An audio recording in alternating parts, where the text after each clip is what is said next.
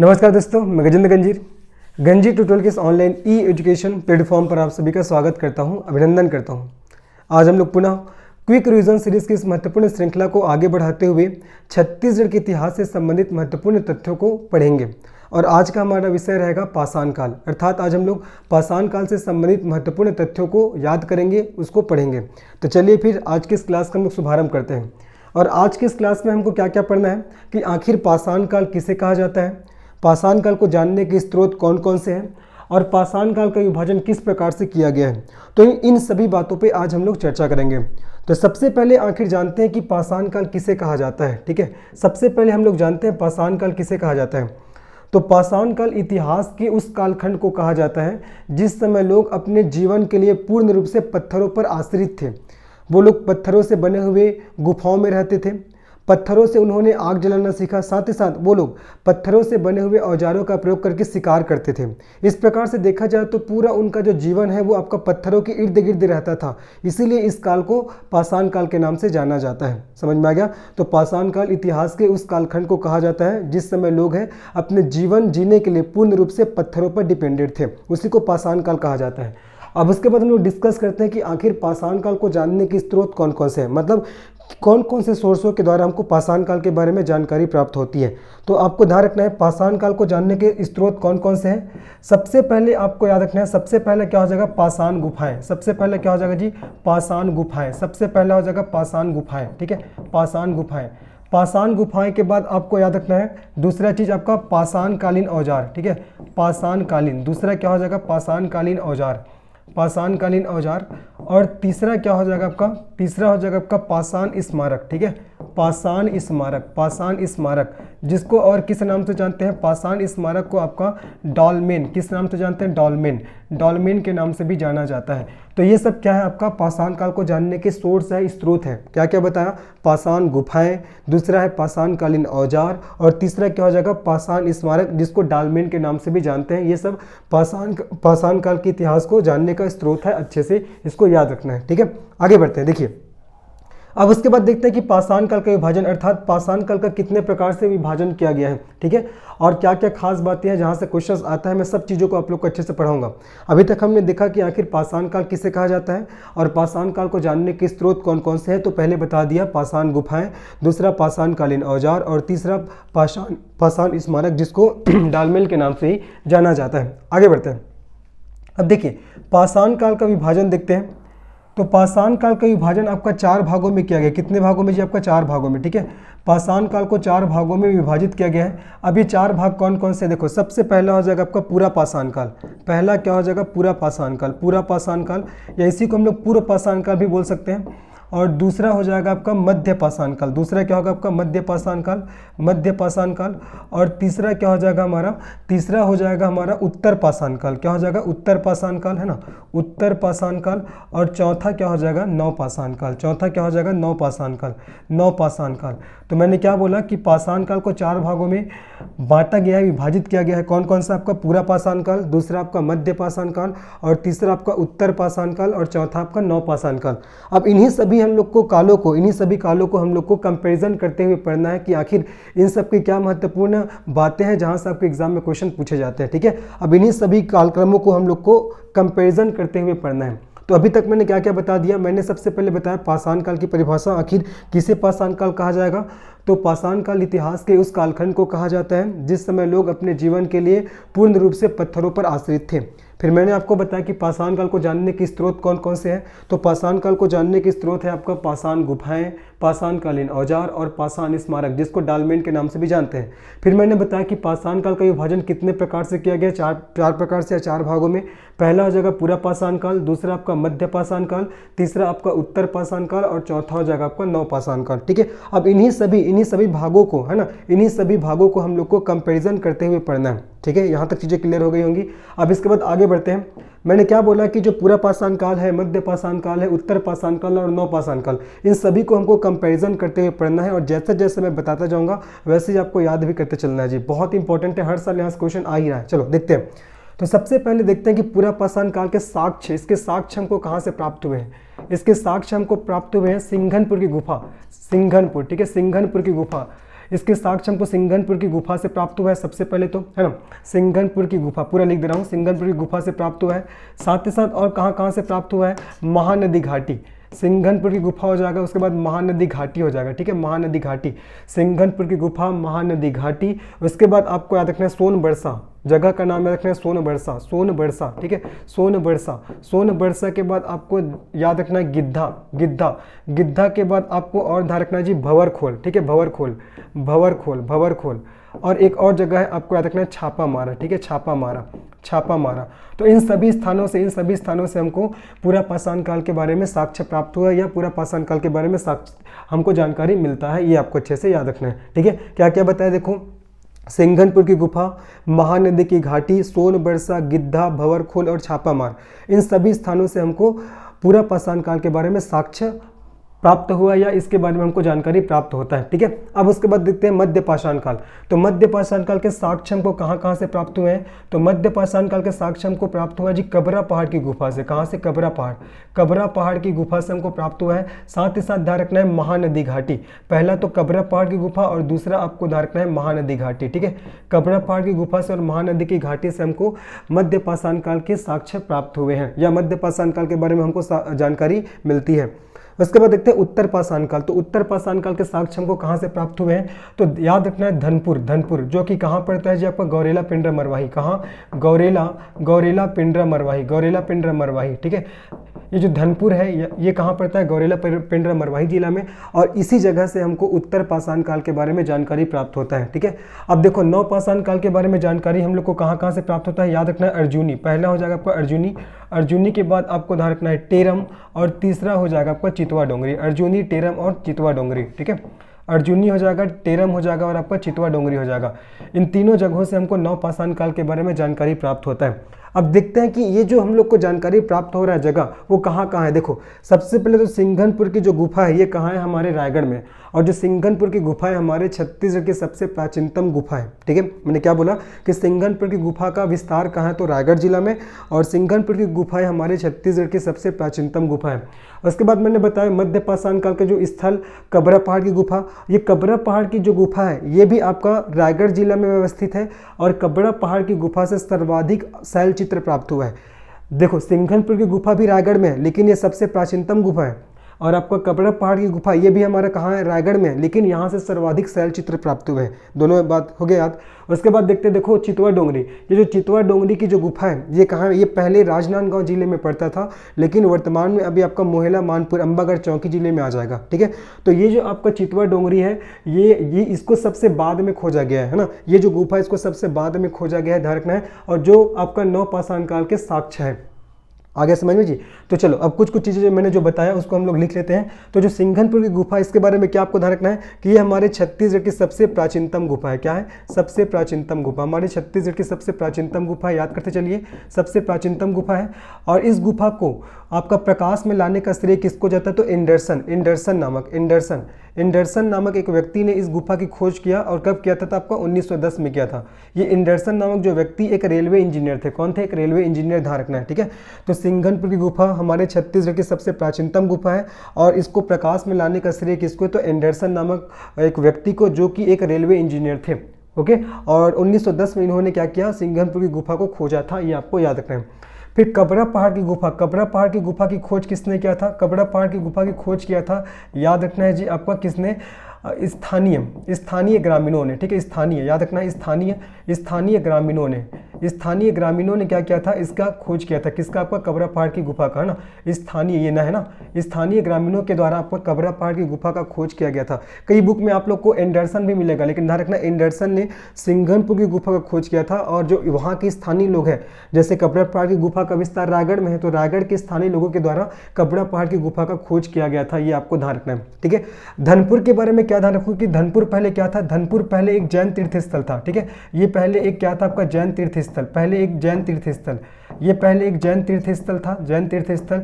फिर बाद में पता चला कि धनपुर भी क्या है, धनपुर भी क्या है आपका पाषाणकालीन जगह है, ठीक है। धनपुर भी क्या आपका पाषाणकालीन जगह है, ऐसे बाद में पता चला, पाषाणकालीन जगह है, ये बाद में पता चला है, आपको ध्यान रखना है जी, ठीक है।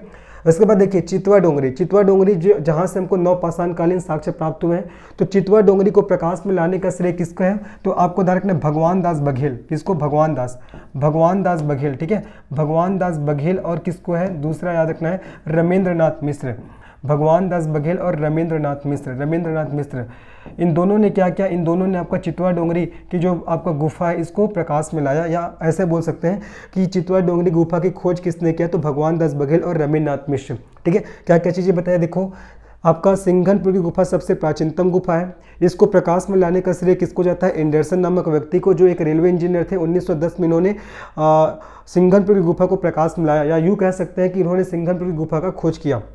उसके बाद मध्य पाषाण काल के जो प्रमुख साक्ष्य है कबड़ा पहाड़ की गुफा है ना, यहाँ तो कबड़ा पहाड़ की गुफा, इसका विस्तार रायगढ़ जिला में, और यहाँ से सर्वाधिक शैल चित्र प्राप्त हुए हैं। क्या ध्यान रखना है, यहाँ से सर्वाधिक शैल चित्र जी, यहाँ से सर्वाधिक शैल चित्र प्राप्त हुए हैं। सबसे प्राचीनतम गुफा पूछेगा तो आपका सिंघनपुर लगाना है, लेकिन सर्वाधिक शैल चित्र कहाँ से प्राप्त हुआ है, तो आपका कबड़ा पहाड़ की गुफा से, कहाँ से, कबड़ा पहाड़ की गुफा से सर्वाधिक शैल चित्र प्राप्त हुआ है, ठीक है।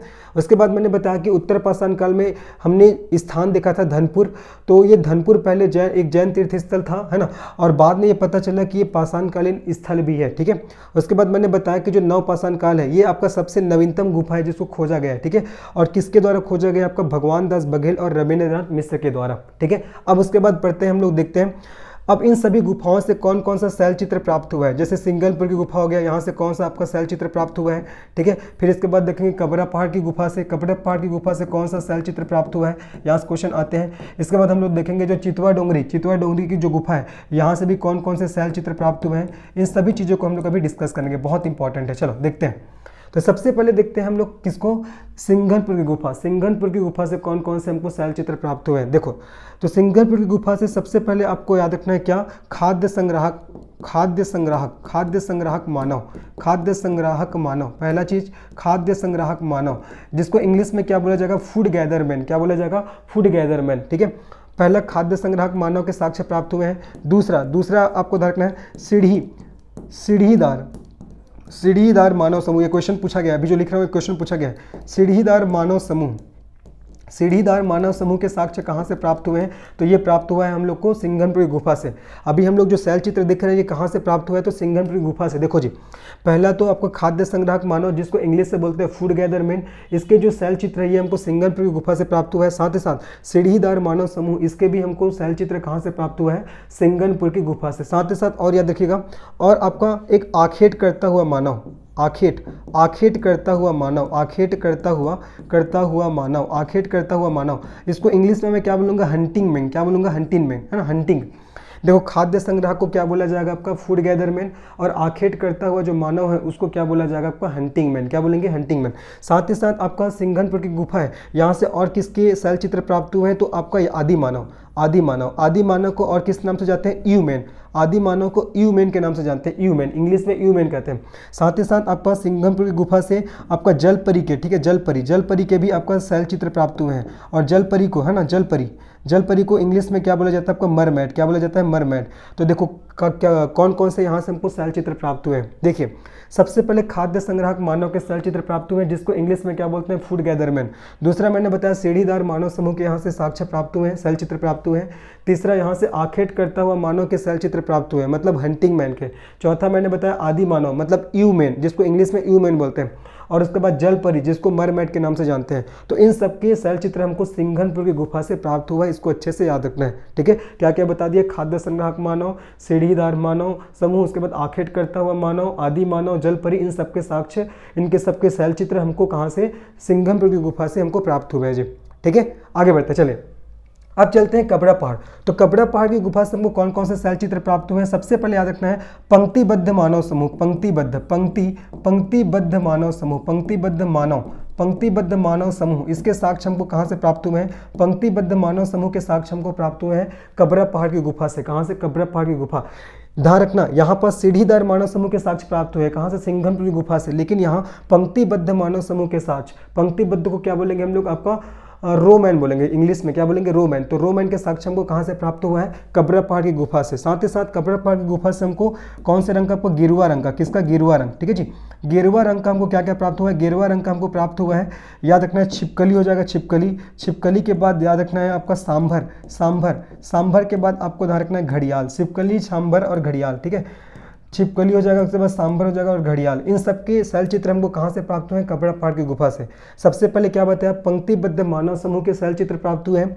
फिर मैंने आप लोग को बताया गेरुआ रंग के छिपकली, सांभर और घड़ियाल के भी शैल चित्र हमको कहाँ से प्राप्त हुए हैं, कबरा पहाड़ की गुफा से प्राप्त हुए हैं। याद हो गया जी, ठीक है। और कबरा पहाड़ की गुफा को किसने खोजा था, तो वहाँ के स्थानीय ग्रामीणों ने, स्थानीय लोगों ने खोजा था, ये भी आपको अच्छे से याद रखना है। और एक कबरा पहाड़ की जो गुफा है, यहाँ से सर्वाधिक शैल चित्र प्राप्त हुए हैं। और एक रंग भी याद रखना है, रंग, गेरुआ रंग के छिपकली, सांभर और घड़ियाल के हमको शैल चित्र प्राप्त हुए हैं, ठीक है। अब उसके बाद देखते हैं नवपाषाण काल। तो नवपाषाण काल के जो साक्ष्य हमको चितवा डोंगरी की गुफा से प्राप्त हुआ है, और इसके जो खोजकर्ता कौन हुए, भगवान दास बघेल और रमेंद्र नाथ मिश्र, ठीक है। अब देखते हैं ये चितवा डोंगरी की गुफा से कौन कौन से शैल चित्र प्राप्त हुए हैं, अच्छे से इसको ध्यान रखना है। सबसे पहला हो जाएगा आपका एक चीनी व्यापारी का शैल चित्र, एक चीनी व्यापारी का शैल चित्र प्राप्त हुआ है, एक चीनी व्यापारी का शैल चित्र प्राप्त हुआ है ना, एक चीनी व्यापारी का शैल चित्र प्राप्त हुआ है, जो किस पर बैठा हुआ है, जो आपका खच्चर पर बैठा हुआ है, किस पर बैठा हुआ है, खच्चर पर। याद रखना, एक चीनी व्यापारी का शैल चित्र प्राप्त हुआ है जो खच्चर पे बैठा है। और इसी के पास में जस्ट बगल में एक ड्रैगन का भी क्या प्राप्त हुआ है, शैल चित्र प्राप्त हुआ है, किसका, ड्रैगन का, ठीक है। ड्रैगन का भी शैल चित्र प्राप्त हुआ है, ये भी आपको अच्छे से ध्यान रखना है। साथ ही साथ हमको चितवा डोंगरी की गुफा से और किसके शैल चित्र प्राप्त हुए हैं, हमको आपका नाविक के भी शैल चित्र प्राप्त हुए हैं, किसके, नाविक के भी शैल चित्र प्राप्त हुए हैं। तो एक बार पुनः बता रहा हूँ, अच्छे ध्यान सुनिए। सिंघनपुर की गुफा से कौन कौन से शैल चित्र प्राप्त हुए हैं, देखो, खाद्य संग्राहक मानव, फूड गैदर मैन, सीढ़ीदार मानव समूह, आखेट करता हुआ मानव, हंटिंग मैन, आदि मानव, यू मैन और जलपरी मरमैड, ठीक है। उसके बाद मैंने बताया कबरा पहाड़ की गुफा से कौन कौन से शैल चित्र प्राप्त हुए हैं, आपका पंक्तिबद्ध मानव समूह मतलब रोमैन। उसके बाद गेरुआ रंग के आपका छिपकली, सांभर और घड़ियाल के साक्ष्य, ये इसके शैल चित्र हमको कबरा पहाड़ की गुफा से प्राप्त हुए हैं। उसके बाद मैंने बताया कि आपका चितवा डोंगरी की गुफा से हम लोग को एक चीनी व्यापारी का शैल चित्र जो कि खच्चर पर सवार है और उसी के पास में ड्रैगन भी है, साथ ही साथ नाविक के भी हम लोग को शैल चित्र प्राप्त हुए हैं। आगे समझ में, तो ये बात हो गया शैल चित्र का। शैल चित्र के बाद हम लोग देखते हैं औजार, ठीक है, औजार।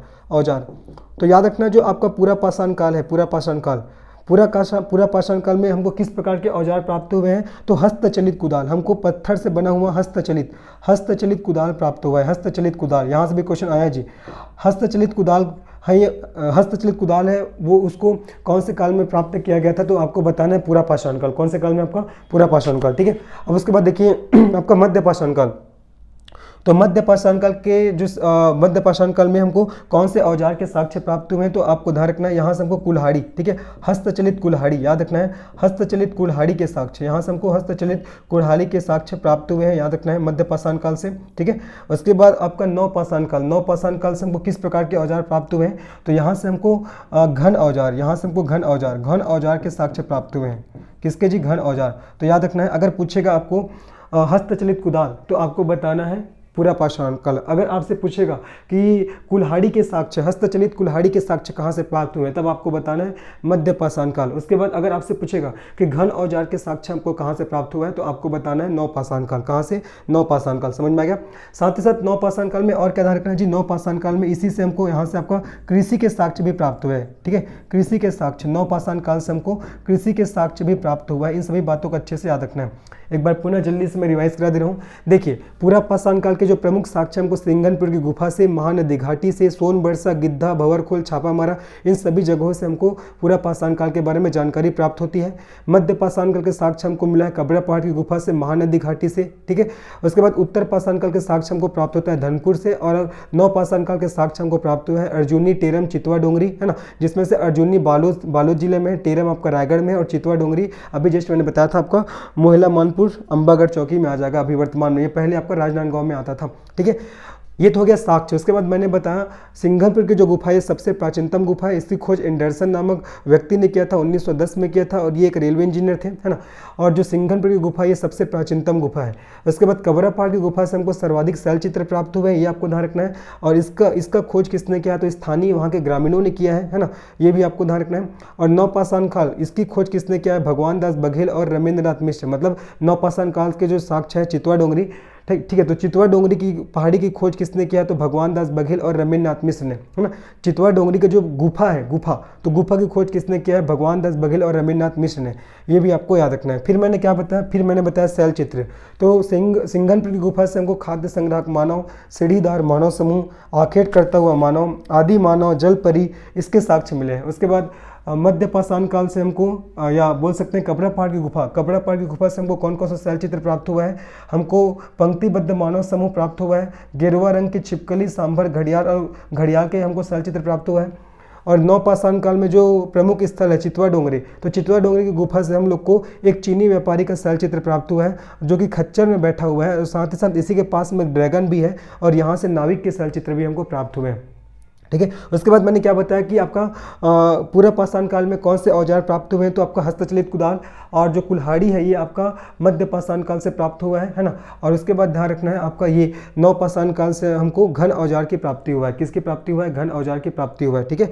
और अगर आपसे ऐसा पूछता है कि कृषि के साक्ष्य भी हमको कहाँ से प्राप्त हुआ है, तो कृषि के साक्ष्य हमको प्राप्त हुआ है नवपाषाण काल से। तो ऐसे तीनों को चारों को कंपेरिजन करते हुए आपको पढ़ना है, तो बहुत अच्छे से आपको याद हो जाएगा। ठीक है। होपफुली सबको समझ में आ गया होगा जी। ये सब खोजकर्ता के नाम वगैरह, शैल चित्र, ये सब अच्छे से आपको याद करना है, आज क्वेश्चन पूछे ही जाते हैं। ठीक है। तो ये हो जाएगा चारों कालों का कंपैरिजन करते हुए अध्ययन। ठीक है। इसको जैसे मैंने पढ़ाया ऐसे ही पढ़िएगा, बहुत जल्दी से याद होगा और क्वेश्चंस नहीं छूटने वाले। ठीक है। आगे बढ़ते हैं, चलिए अब इसके बाद आगे बढ़ते हैं। अब हम लोग देखते हैं, अगर आपसे एग्जाम में अगर ऐसा क्वेश्चन पूछ दिया कि सर्वाधिक शैल चित्र हमारे छत्तीसगढ़ के कौन से जिले से प्राप्त हुआ है, या ऐसा पूछता है कि पाषाणकालीन सर्वाधिक शैल चित्र हमारे छत्तीसगढ़ के कौन से जिले से प्राप्त हुआ है, तो आपको बताना है कौन सा जिला से, तो आपका रायगढ़ जिला। ठीक है। सर्वाधिक शैल चित्र हमारे छत्तीसगढ़ से रायगढ़ जिला से प्राप्त हुआ है। ठीक है। रायगढ़ जिला से प्राप्त हुआ है, याद रखना है। ठीक है।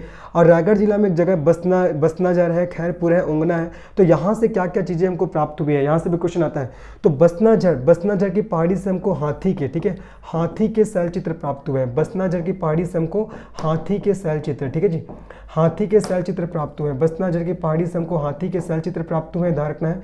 उसके बाद जो खैरपुर की पहाड़ी से हमको पशु पक्षी, ठीक है, पशु पक्षियों, ध्यान रखना, पशु पक्षियों के साथ पशु पक्षी, ठीक है, पशु पक्षियों के साथ एक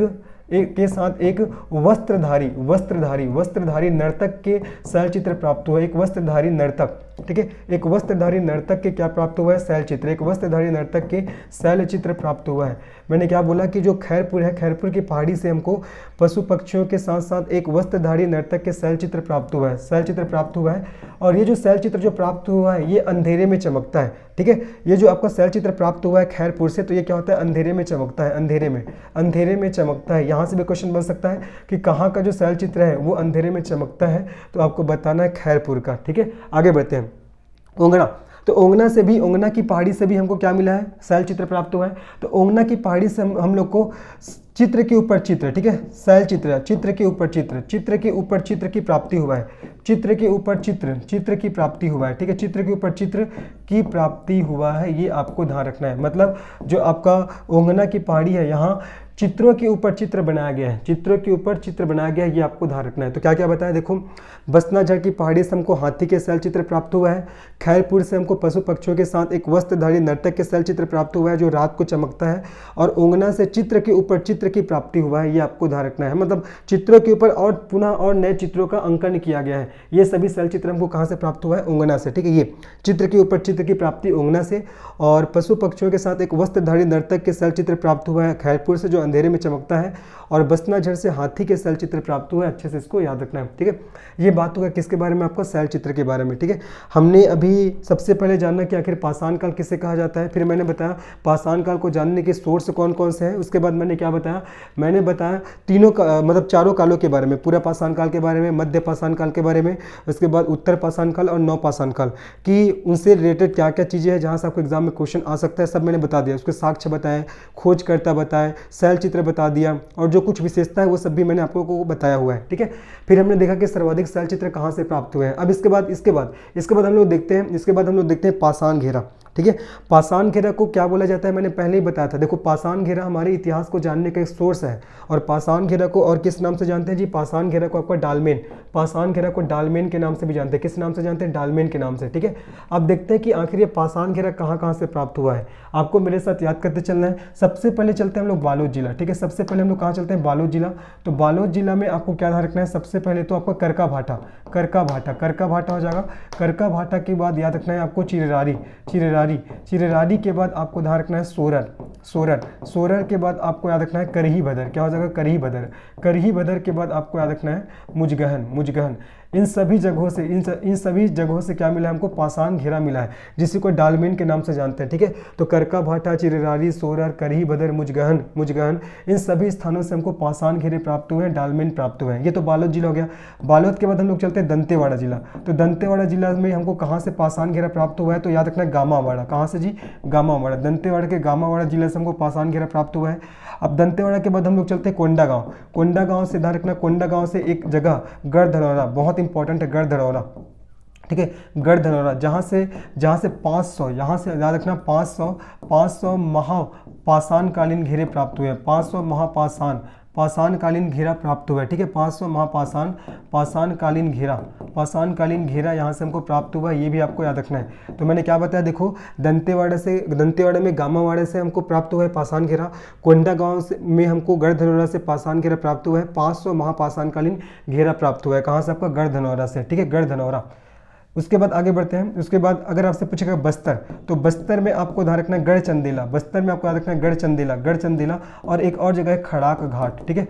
एक और जगह है खड़ाक घाट, खड़ाक घाट, ये खड़ाक घाट। इन दोनों जगहों से हमको महापाषाण काल संबंधी हमको घेरा प्राप्त हुआ है, ठीक है, मतलब पाषाण घेरा प्राप्त हुआ है, ध्यान रखना है।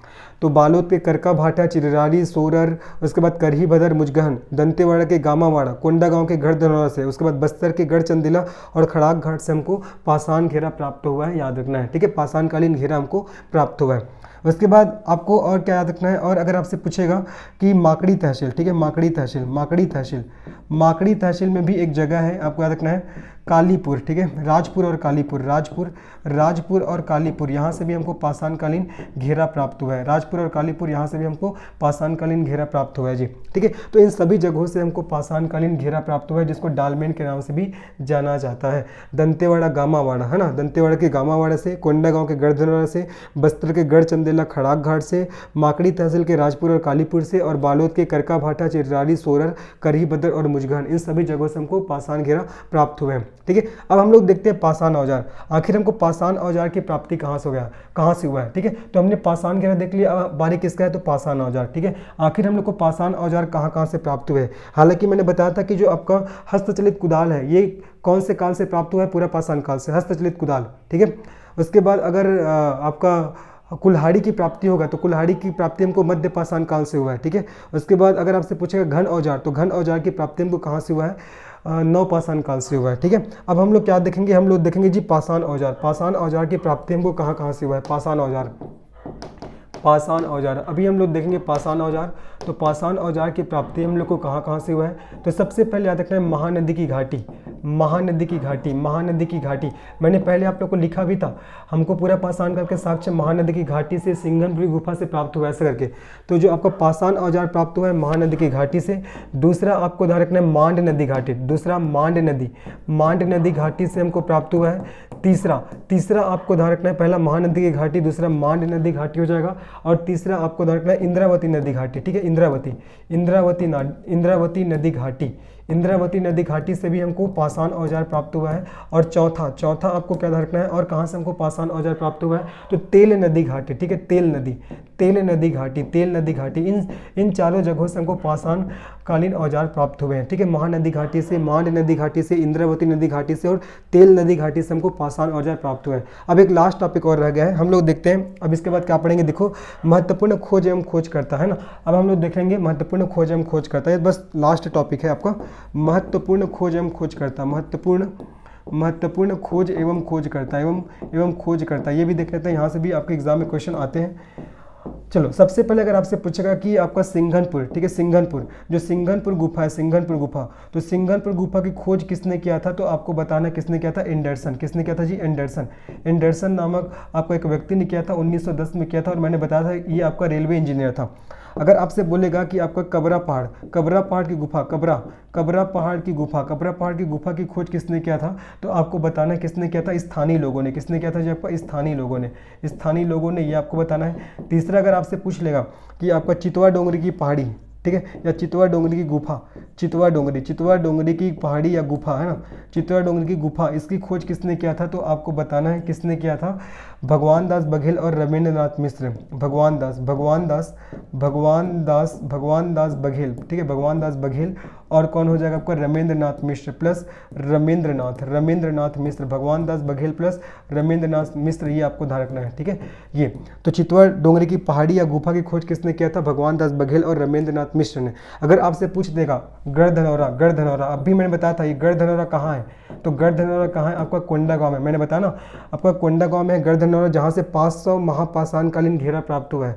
तो गढ़धनौरा की खोज किसने किया था, तो आपको याद रखना है, इसमें भी आ जाएगा, इसमें आएगा आपका कांबले एवं रमेंद्र मिश्र, कांबले एवं रमेंद्र मिश्र,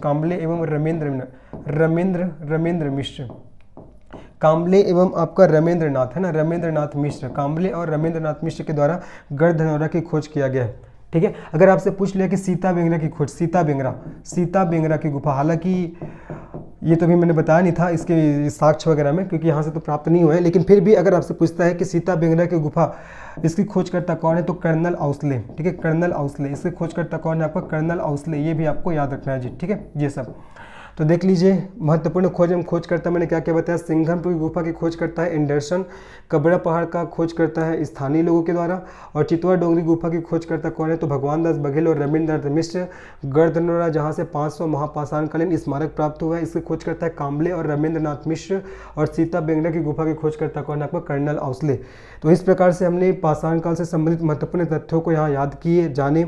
अगर आपको ये वीडियो पसंद आए तो निश्चित ही इस चैनल को सब्सक्राइब करिए, इस वीडियो को लाइक करिए और इसको शेयर करिए। मिलते हैं इसके नेक्स्ट पार्ट में, तब तक के लिए धन्यवाद, बाय।